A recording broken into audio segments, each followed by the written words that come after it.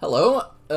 So in this video we're going to be taking a look at the Illuna Apex of Wishes deck and having some bouts with good old Magnus Fish for your entertainment. I'll try and walk you through the decisions that I'm making for the deck, what's going on here, and hopefully we can have a good time here. All right. The deck title is it's on the bottom because Omniscience is going to be my bottom card. Alright, looks like he's bringing a powerful contender here in Arcades, which is a wall deck. So, with this deck, what we're really looking for out of the opener is some early acceleration and some way to make tokens. So we actually have Emergent Sequence in our opening hand here, which is fantastic, because this card not only ramps us to getting a fast Illuna, but it also generates a creature that we can mutate onto. So this is one of the more powerful cards to keep in the opener, so of course I'm going to keep this. Temple of Enlightenment from Magnus Fish. I think I want to play one of my tap lands here to get started, because I'm going to need to hit 6 or maybe even 7 mana here. So I'll lead on Saloon Day Visions, I think.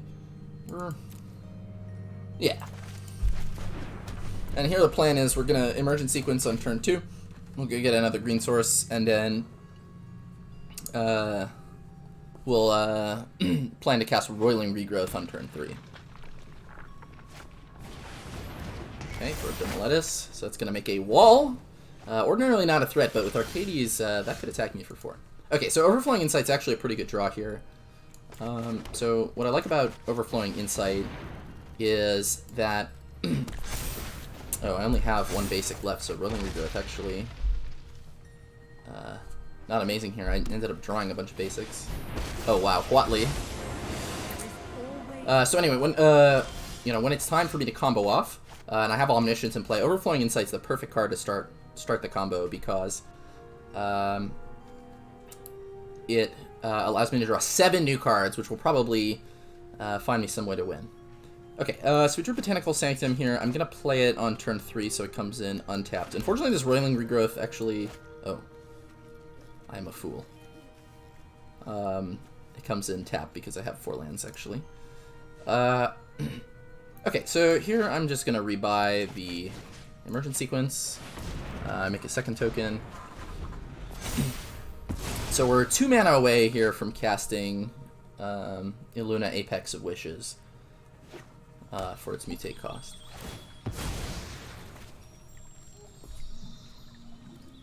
Next turn, I'm planning on casting Emergent Sequence and Foretelling Alrund's Epiphany, which we may need to use as a backup plan in case the opponent is able to answer. Oh, he has no green mana. Oh, that's unfortunate. Oh, we're getting slapped here with a wall token. Oh, nope. Wants to defend Huatli, I guess. Okay. This is another one of the good cards in the deck. If we can get Omniscience into play, we will win here. So I'll go Mountain, cast the Emergent Sequence, go get my last basic, and then I will Foretell Outrun's Epiphany. So one downside to Foretelling here is I actually won't be able to cast the Outrun's Epiphany out of my hand for free, because Omniscience only allows you to cast spells out of hand. So I'm hoping my opponent taps out here. Oh no. Sorcerer's Spyglass. Actually don't know that does anything.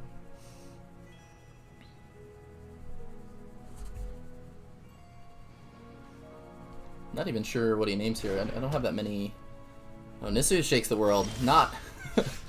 Okay, well, we've drawn another useless card. Do we think he's got a counter spell? I'm just gonna go for it.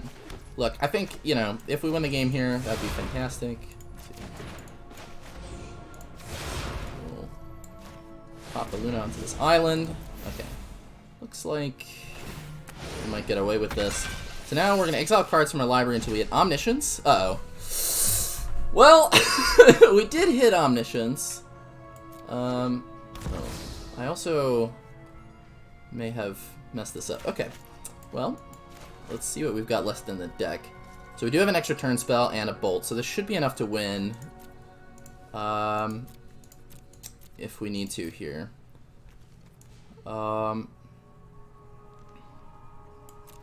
so can't hit that. Unfortunately, I might have selected the wrong... Oh, this may be how Emergent Ultimatum interacts with Illuna. Well, a 2-2 is not quite as threatening as it might otherwise be. So I actually think what I'm going to do here is wait until next turn to do any more action. I don't have any counter spells in my deck, so I can't interact with my opponents at doing anyway. So I want to cast Inscription of Insight for all 3 of its modes. In order to do that, I need to pay the kicker cost, so it's going to cost me 4 mana.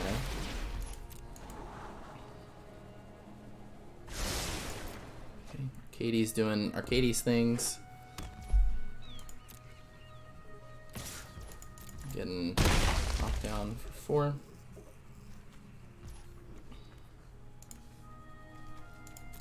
Okay. Alright, so there's Blinkmoth Nexus, so I'm going to go ahead and put that into play. Here I'm going to cast with Kicker for 4 mana, and I will choose all 3 of the modes. So I'm going to return Arcades and the Wall token. Well, I guess I can get in for 2 more damage. Okay, hold on. So actually, if I... Yeah, okay. So we're going to do that. So I will return Arcades and the Wall of Runes to his hand. Then I'm going to scry 2 and draw 2 cards.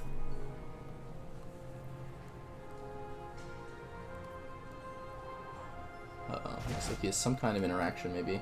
Okay, so definitely want Experimental Overload. Not as interesting in Breeding Pool now that we have Omniscience. So we'll draw the Overload. Okay, and fantastic. We did draw an extra turn spell here. So now let's serve for 4 damage right at his face. And then I'm going to cast Karn's Temporal Sundering. I'm going to take an extra turn and return this wall to his hand. Now, I'll go ahead and cast this Roiling Regrowth. I'll sacrifice my forest. Obviously don't have any more lands. What I'm doing here is adding an extra card for Experimental Overload, so the token will be a little bit bigger. And then here, I'm going to cast Experimental Overload, make a 5/5, and return Inscription of Insight to my hand. So I'm going to use this to make another token.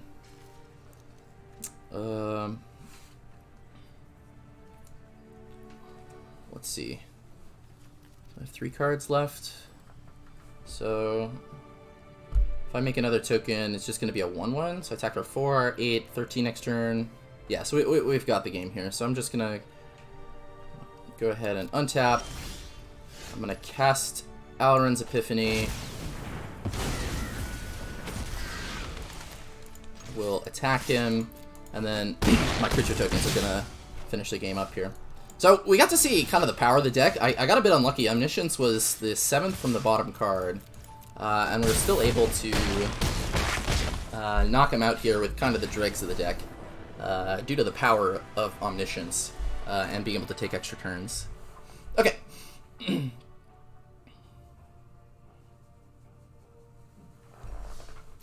So moving on here to... we'll play another match against the fish himself. And we'll take Illuna out for another spin. And we can maybe see some of the other powerful cards in this deck.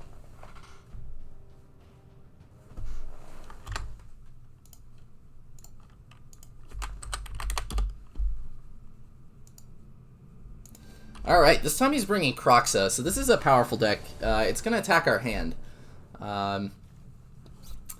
Okay, so this is a bit of an interesting hand. We do have a free mulligan in this game mode, and this hand doesn't have any acceleration. So against the Kroxa deck, I think this isn't going to be quite good enough. I'm going to go ahead and look for a better draw. Okay, yeah, this is a little bit better. So we have Growth Spiral and Eureka Moment as ramp spells, and then we'll have Pact of Negation to defend our combo. So we're definitely going to keep this.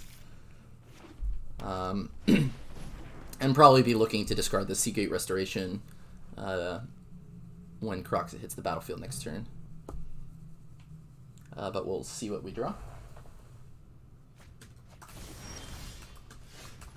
Okay, with your Stomping Grounds, let's go ahead and play that guy tapped.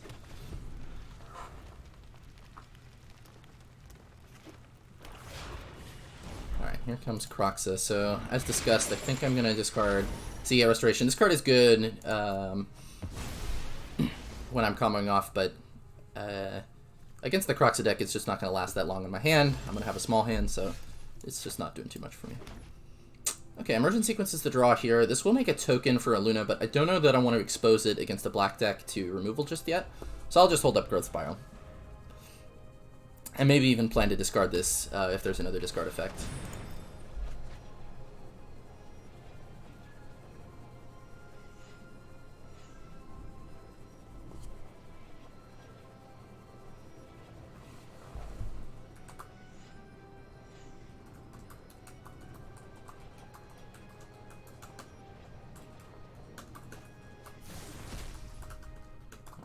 Faithless Looting resolves. I'm going to go ahead and cast the Growth Spiral. We are getting ouchied for one by this Itmir Rivulet, but such is life. We'll put Blinkmoth Nexus in so that it won't have Summoning Sickness. This card, by the way, very cool in the deck. It can turn itself into a creature for just 1 mana, so if you have this in play and 7 mana laying around, you can actually get Illuna right into play. Alright, so I'm going to play the Forest, and I'm just going to go ahead and pass here with the plan of casting Eureka Moment. I want to keep the cards flowing. I want to keep the lands flowing. Okay, Duress. So I will... So this would be really bad if I choose to Eureka Moment into an Omniscience, but I think that's a risk we're going to take. I'll cast the Eureka Moment in response. And I drew the Omniscience. Okay. Well, that makes things a little bit more difficult. So now I'm going to have to win this game with kind of the other half of the deck, which is the Field of the Dead half of the deck. Presume he'll take the Omniscience here, although maybe not. Maybe he'll go for Hour of Promise or something, and we'll see where we have to go from there.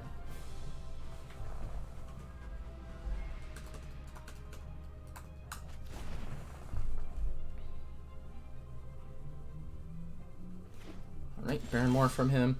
Okay, so we didn't hit an untapped 5th land here, which is a bit unlucky, but, you know, what are you going to do? We could explore, but I think my plan here is going to be to...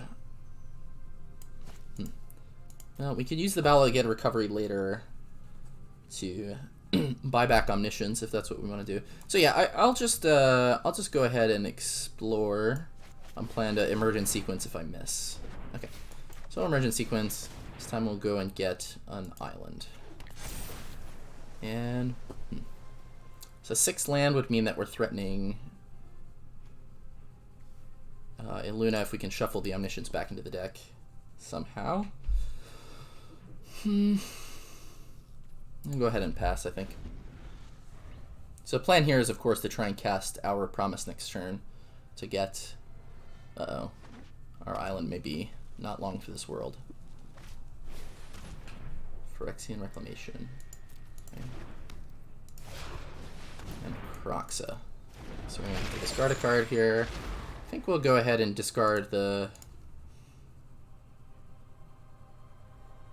Active Negation he knows about.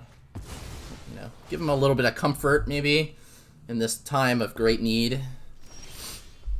Okay. So let's Hour of Promise here. So we're obviously going to go get Field of the Dead, and I think a Scry land here, perhaps, to go and... we could get 2 deserts to complete our desert trifecta, but I think Field of the Dead definitely the way to go. Yeah, let's go ahead and get Temple of Mystery as the other land.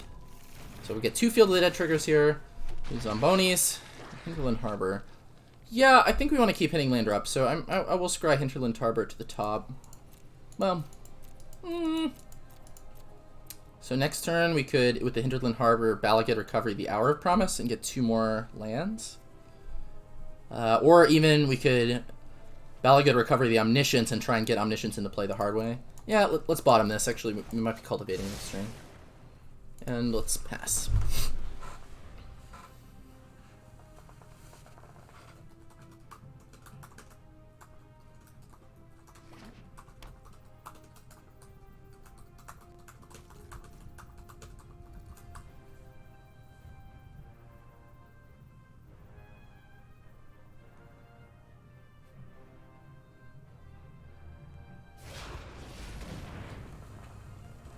Kroxa coming back to the battlefield, this time in scary mode. Let's discard this Rolling Regrowth. I don't think we're going to need it here. Okay, disallow, potentially an interesting draw. Unfortunately, they have a giant 6/6. Yeah, so we have access to 7 mana here already. We can cultivate up to... Yeah, so let's cultivate here. That's going to make a bunch more zombies. Let's get the island and the mountain. Put the island into play. That gives us the triple blue we would need for omniscience. So one option here is we actually could cast Illuna in secret mode. Which, if you're wondering what that is, it's a 6/6 flyer. I actually think that's what I'm going to do. And then plan to block the Kroxa and send him back to where he came from. So, yeah, so it turns out one nice thing about Illuna is it actually is a 5-mana 6/6 flyer, which, according to scientists everywhere, is gosh darn massive. Alright, Fabled Passage getting cracked here. So I think one card I'm worried about is some kind of a small sweeper. Okay, so Murderous Rider taking down my Illuna. So I think if Kroxa attacks, I will plan to... Yes, take action, of course. We'll plan to triple block with some zombie tokens here. But it may hold back. Yeah, because he's worried about my army. Okay, so Commit Memory is possibly the best draw on the deck. This is going to allow us to actually shuffle the Omniscience back in. So we're going to need to hold up 4 mana for this. So I think what I want to do here is Battle Again, Recovery, something to my hand.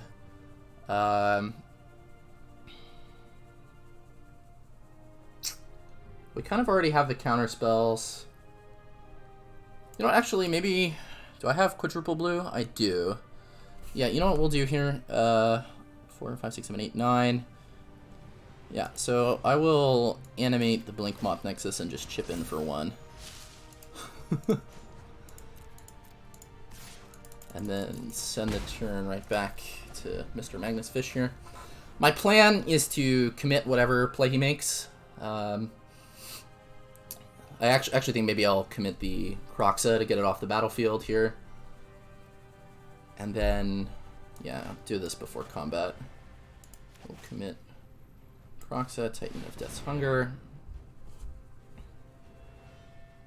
At this point, if Kroxa gets in the battlefield again, I'm going to be looking to discard Spell Pierce. Okay. Back into the command zone, interesting. Okay. And nothing else. Alright. Let's go to my turn.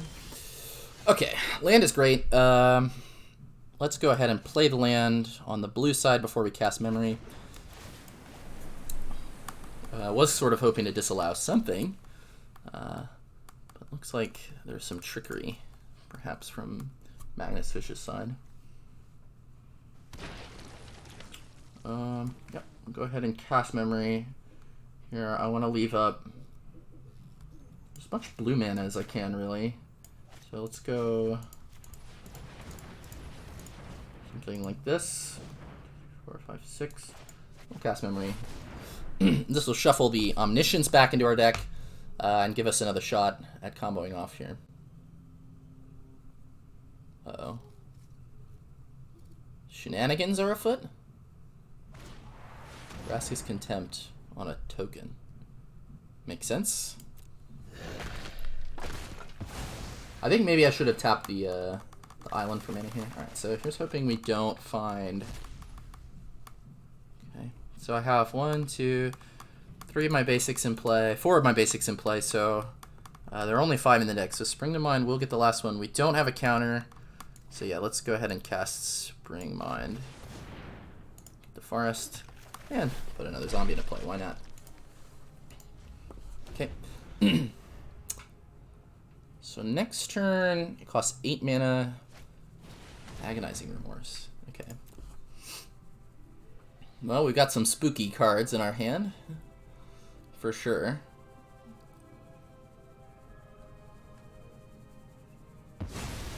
Alright. Down goes Sublime Epiphany. Makes sense. That's what we can protect our combo with. So now he knows that we do not draw the Omniscience again, so he does need to hold up some kind of instant speed interaction. Because if he doesn't, we'll be able to easily combo and off and win here. As long as Omniscience isn't the actual bottom card.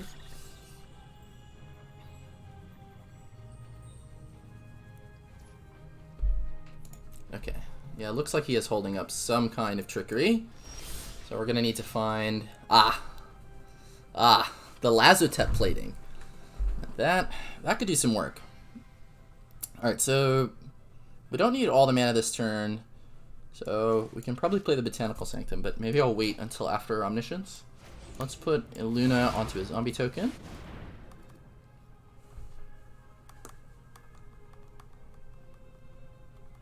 What you got? Alright, I'll cast my Lazotep plating to give it hexproof. So the Veracity Contempt will fizzle, and then we'll get Illuna into play, which will get Omniscience. Yep, we got 8 cards left this time. That should be good enough. So we can... Let's go ahead and play the Botanical Sanctum tapped. Cast the Time Warp. Take an extra turn. And let's go to town. Now the Murderous Rider is, of course, going to stop a zombie and gain 2, but we get a little bit more damage in doing it this way, so... All well and good by me. Don't think I need to cast Overflowing Insight here, so let's go back to my turn. Okay. Let's see. So if we swing out here, we've got 2 zombies get negated, 11, 12. Looks like lethal to me. Let's cast Mind, just in case we find some more... Oh, Experimental Overload. Alright, well... now this is just free real estate. Growth Spiral. Let's draw some more cards. Oh yeah, Disallow, why not? Get a Scry in here. More zombies. Ash Boisis, another nice one sometimes in these kind of later scenarios. Time Warp, take an extra turn. And that's all she wrote. So really, I think this game highlighted the power of 2 cards in particular. Commit Memory as a way to rebuy Omniscience if it ever gets into the graveyard or into the hand. And also Lazotep plating being a way to stop opponents with instant speed interaction for a creature. So he actually did have the answer there for the Illuna combo, and didn't matter. We had the Lazotep plating off the top, and that was pretty sweet. So let's play one more game here. I think we've already gotten some good ones in. We've seen the power of this deck, kind of the interesting lines sometimes you have to take. And there even, our Omniscience got answered, and we were able to pull it out anyway. So, alright, one more match here against Magnus Fish, Illuna Apex of Wishes. Getting into the red zone, hopefully. We'll see what he chooses to bring to battle this time.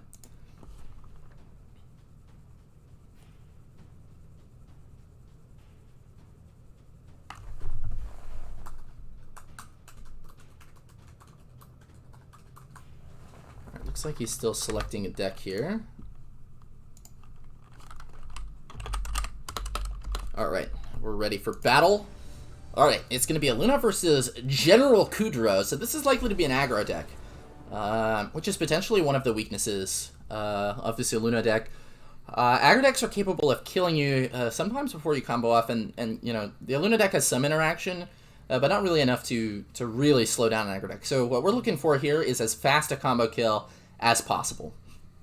So this hand has some of the pieces, so we'll have a little bit of disruption for him. We'll be able to stop instant speed removal, but we have no ramp. So I'm going to go ahead and mulligan this and hope for a better draw.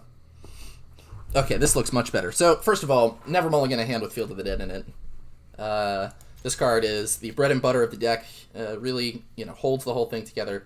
And besides that, we've actually drawn some of our combo cards, one of our key tools against aggro, River's Rebuke, and even a Time Warp here. So here I'm going to lead on Temple of Mystery. I'm going to look to scry more lands to the top of my library. With a plan of turn 2, I can go Growth Spiral and put Field of the Dead into play. Okay, there's a Botanical Sanctum. This time, not my 4th land, so we'll come in untapped. We can pass the turn back. Oh man, oh, this is a very good draw. Order of Midnight. All right, we got a 2/2 beater here. Growth Spiral. Oh wow, Migration Path. That's a fantastic draw. So now we can go ahead and we can cast Migration Path here. We'll search our library for 2 basic lands. We'll get the mountain because we currently have no red sources, and an island. Usually this deck wants blue mana more than it wants red mana. And now with even one more land drop, we're going to start triggering Field of the Dead. One other notable thing about this hand is Brainstorm. Alright, well, Agonizing Remorse kind of raining on my parade. Brainstorm, capable of putting Omniscience on top of your library should it enter your hand, which is a nice little 2-card combo that comes up sometimes when you're playing this deck.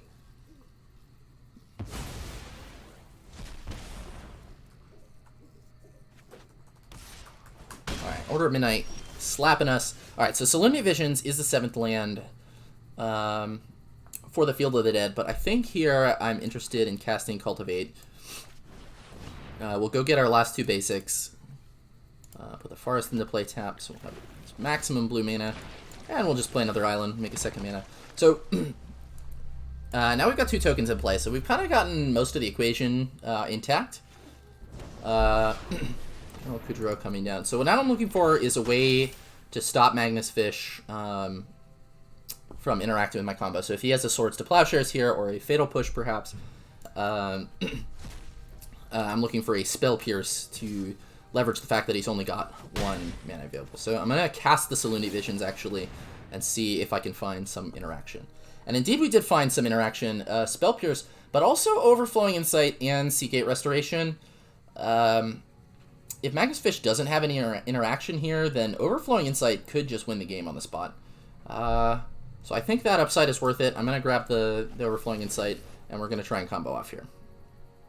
I'm going to hold the Brainstorm, of course, in case we draw Omniscience for turn. Okay, Sublime Epiphany. Let's go for the combo here. And looks like we might get away with this. Yep, Omniscience, 32nd card. Now we're really going to get to go off. Okay, so we have Sublime Epiphany, so even if he has some kind of shenanigans somehow... Alright, so we'll start off by demoralizing him and returning his things to his hand. This is important, you know, when you're comboing off, to demoralize your opponent so much that as soon as you get Omniscience in play, that they actually concede the game. Sometimes you put Omniscience into play and you actually don't have Overflowing Insight to work with. You know, you want them to scoop as soon as they see the Omni. Alright, back to their hand. Now we're going to cast Overflowing Insight. We're going to draw 7 new cards. Oh yeah. Oh yeah. Oh yeah. Alright, commence the end game. And draw 2 more cards. Make a 10-10. Nice. Play a Command Tower in untapped. Draw some more cards. Fire Prophecy, another notable card in this deck. This deck can actually put Omniscience on the bottom of your library in the event that you you draw it. So you also do have to shuffle, because if you put on the bottom library and then Illuna, you will find that you have 1 card left, and that is problematic. Okay, so here, let's go ahead and Experimental Overload. Let's buy back the Overflowing Insight. We just need to find an extra turn spell here so that all these creature tokens can attack. Let's draw 7 more cards. Okay, still no... Okay, let's take a look at our library, make sure we have an extra turn spell. Oh, we actually do not. Okay, so we will need to counter all of his things forever. Yeah, alright, crash in for 8. And, your turn, Magnus Fish. You know, I don't like to prescribe losses here, but, it's really not looking good for you here, buddy. Okay. Doesn't look like we're gonna need the Fire Prophecy or any of these land-related cards. We'll just keep a full grip of counter spells. Make sure that absolutely nothing can go wrong for us here. So he's probably looking at his Wrath of God and being like, well, maybe. Although maybe a general Kudro deck doesn't actually have a Wrath of God in it, so there's not much to worry about. I'm excited to cast Sublime Epiphany and make a copy of my 7/7 at instant speed. Oh, he actually does have a Wrath. Which one should I use? Alright, well, I guess we'll use the big beefy one, because I think this is the most... return a non-land permanent to its owner's hand. Oh, hold on. I don't actually want that mode. I want counterspell, create a token copy, draw a card. And you know what? I'm feeling generous, so I'm going to actually give him the card. Yeah. You know, just say he gets another look at, you know, what he might have drawn next. And, alright. I feel like I'm done with this game, so we'll just, bang this fish to bed with my imposing army. And, yeah, I think that's a wrap for this video. I think, you know, these games highlighted some of the power of the deck. Its ability to, you know, survive even through some interaction. It's pretty fast. You can actually combo off on turn 4. And it's really fun to play. You know, the games, although you're always getting omniscience, the way that you actually combo off can be pretty exciting in a lot of situations, and trying to manage winning the game before you run out of cards in library. So anyway, you know, feel free to try the deck yourself. I think you're going to have a lot of fun with it. You know, it's capable of winning a lot of games, even against very powerful decks, and it's one of my favorites in this Unfriendly Brawl format. So anyway, this is senorcactus. I hope you enjoyed the video, and I'll see you next time.